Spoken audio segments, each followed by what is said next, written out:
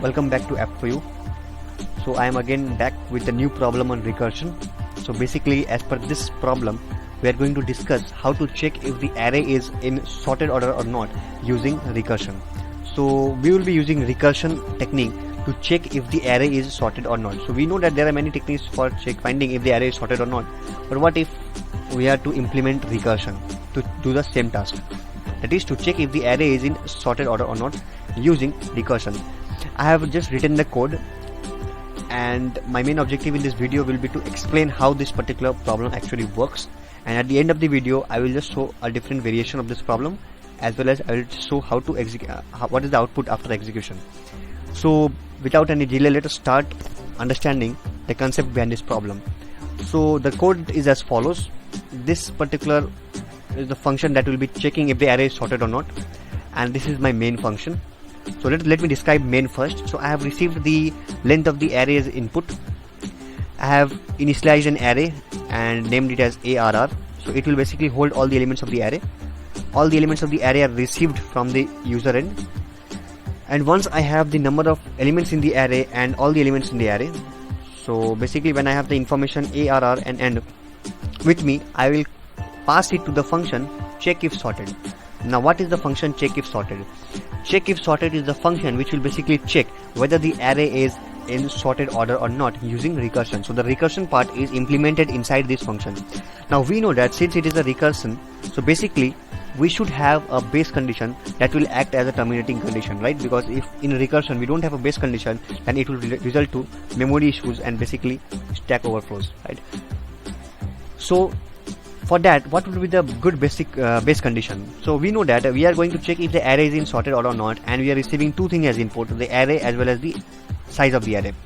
So a good base condition can be if n equal to 1. Why? Because if the array has only one element as input, then definitely it will be sorted. So we can directly say that if n is equal to 1, that is if you are giving me one element as the input, that is if there are only one element in the array, definitely the array is going to be sorted.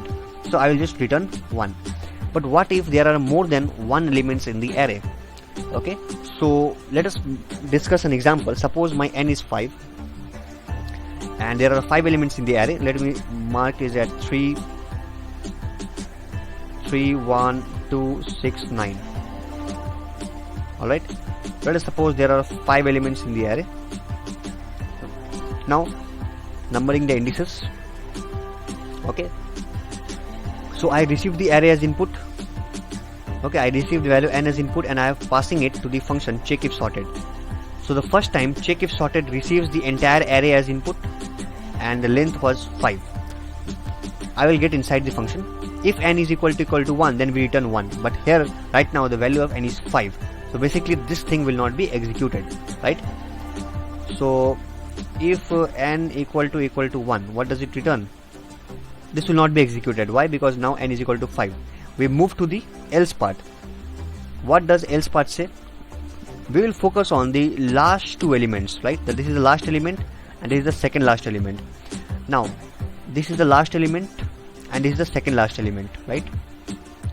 Why are we focusing on this? Now we know that now basically in this particular problem we are going to check for ascending order. Okay, we are going to check whether the array is sorted in ascending order or not.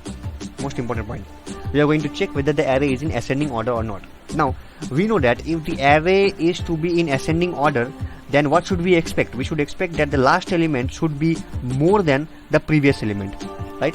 Or we should expectation is expect that the n-1 element should be greater than n-2 element.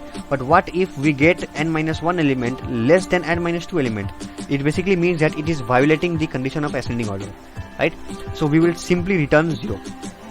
That is what has been written here or coded here. You can see if n-1th element is less than n-2 element, then we will return 0. This is the ternary operator. So this is the condition, and if condition is true, this will be executed. If condition is false, this will be executed, this part. Okay, so for our example, the n-1 element is 9. Okay, and n-2 element is 6. Okay, so n-1 means 4 n minus 2 means 3. So n minus 1 is 9, n minus 2 is 6, and n minus 1 element is greater than n minus 2 element. Okay, so this one element is basically greater than this. So this is following the condition of ascending order, right? So no problem with that. So basically this condition is false, and if this condition is false, then this path will be taken. That is, we are going to call the check if sorted function again. So here is the recursive call. Here is the recursive call. So we are calling this function again, but this time we are passing the entire array. Alright, but we will focus on only n minus 1 elements. That is, we will be focusing on only 4 elements. Okay, so basically let me erase this. So next, when in the next call, in the next recursive call, what will we do is basically focus on only n minus 1, right? N minus 1 means 4. So earlier it was check if sorted array comma 5, but now it is check if sorted array comma 4. Okay, so it's 3, it's 1, it's 2, it's 6. Let us focus on this only, 0, 1, 2 and 3. Okay, now n here now is 4. Again, since it's a recursive call, so we will again execute all the lines inside this code for check if sorted. So what are the lines inside the code for check if sorted? So again we are going to check if n is equal to 1 or not. So basically n is 4, so n is not 1, so this will not be executed. Else return array of n minus 1 is less than array of n minus 2 or not. So what will we do? N minus 1 is 3 now, n minus 2 is 2 now. Okay, because n is 4, so 4 minus 1 is 3, n is 4, so 4 minus 2 is 2. So now we will check whether this element here is greater than, or this element is basically less than this or not. Because if this element is less than the previous element, it indicates that the array is violating the condition for ascending order, right? But here we see that n minus 1 is basically greater than this. So this condition is found to be false again. Since it is false again, so you will again do the recursive call, and again the function will be called check if sorted. And this time what will it do? It will take the entire array, but this time the value of n will be 3. Alright, the value of the n will be 3. These are the index position. Now again the same thing, since we are doing the recursive call again, check if sorted. So what will we do? It will go back to the function and again start executing all the lines inside the function. So this time again it will execute all the lines inside this function check if sorted. If n is equal to 1, return 1, but n is not 1, so we will not execute this line. We will go to the else part and return what? Array n minus 1 less than n minus 2. So n minus 1 is basically this, okay, and n minus 2 is basically this, right? This is less than this, so again this is false, right? This is violating the condition because it is greater than this previous element. So since it is false, since this condition is found to be false, we move to the false part, this part, and again we are giving a recursive call. This time we are doing a recursive call, and now we will be having the values 3 and 1. Why? Because n will now become 2. See, we are reducing the value of n minus 1 here, right? So n becomes 2 now. N becomes 2 now. So n becomes 2 now, and this is the index position. So what will happen? Again we are doing a recursive call. This time we are passing the array and we are putting the value of n as 2. So again the controls goes back. Now we have we will execute all the lines inside this function again, right? The first line, if n is equal to 1, return 1. But here we know that n is equal to 2. So basically this will not be executed again. Else we will go to the else part and we will return array n minus 1 less than n minus 2. So array n minus 1 less than n minus 2. So what is n minus 1? Basically this one. This element, it is pointing to array of n minus 1, and this is the array of n minus 2. We see that array of n minus 1 this time is basically greater than or less than. So array of n minus 1 means this element is basically less than array of n minus 2, right? So this element is less than this element, and this condition becomes true. Since this condition becomes true, we will go to the true path. The true path is return 0. So what will this function return? This function will return basically 0, right? So this function returns the value 0.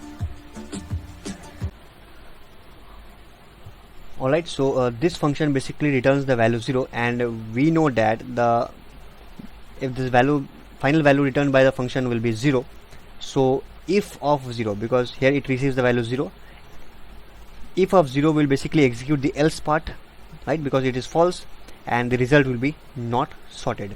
Fine. So this is how the program is actually working. Let me show you the code about how it is actually working. So if you consider the coding section, the code remains exactly same, right? This is the code that we discussed right now.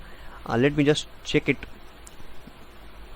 the output. So we will just run on the similar inputs, right, whatever we have discussed. So let me take the input. Length of the array is 5, and the numbers that we had was 3, 1, 2, 6 and 9, right? The output should be not sorted. Yeah, here it is. So basically we are going to check whether it is in ascending order or not, right? This is the code that checks whether the number is in ascending order or not.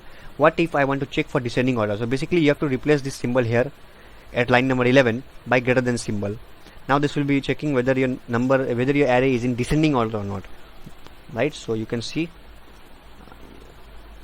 1, 2, 3, 4, 5. This should be not sorted. Why? Because the code is designed such that it will be checking if the array is in descending order or not. But this is in ascending order, right? So it's checking sorted. I think I have not done the changes here. It should be less than 1, right? Yeah. Sorry. So it should be less than. If it is less than,